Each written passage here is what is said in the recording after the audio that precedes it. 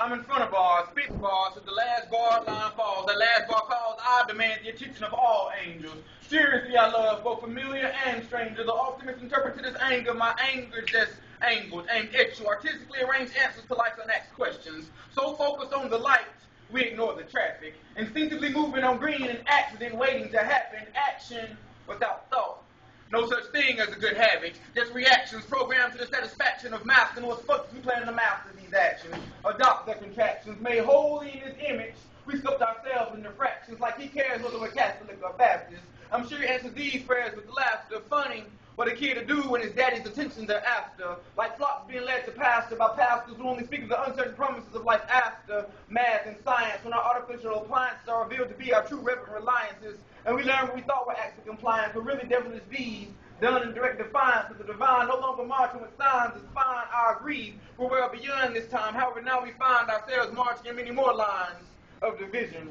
Once drawn by bleeding hearts with conviction, now impossible to find behind the shopping carts. The quick stop to save a lot, now hard and heart, looking for gold in bigger pots and pans. Washing our hands, we rather spin than plan. We rather bend than stand. Forgetting the banner that saves, we salute the one that waves, ensuring our graves will always contain slaves. Mouths fed, but still dazed. Flesh full, but our souls still craves a taste of true faith.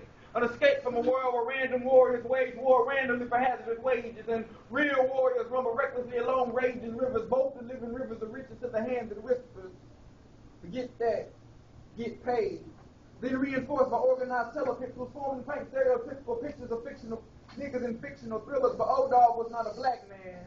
He was a nigger. However, this earned his approval stick of all the menaces take, the only one to move on to something bigger. Coincidence, you figure. See, we all want to make a change, but change isn't found in the road of least resistance. Do we stand in the path of our opposition that never listen? You see, the bus boycott change Montgomery's opinion or position. They can care less about your view or your vote. Your education and position are simply focused on their riches, those selfish ass bitches. So as long as we continue to pay, we'll stay. Subordinate workers, contemporary slaves, making it possible for the next man to get paid. So if you really believe in change and have something to say, and you can vote if you please, march, walk your legs down to your knees, but they'll never listen. We'll never have change till we start fucking with that cheese.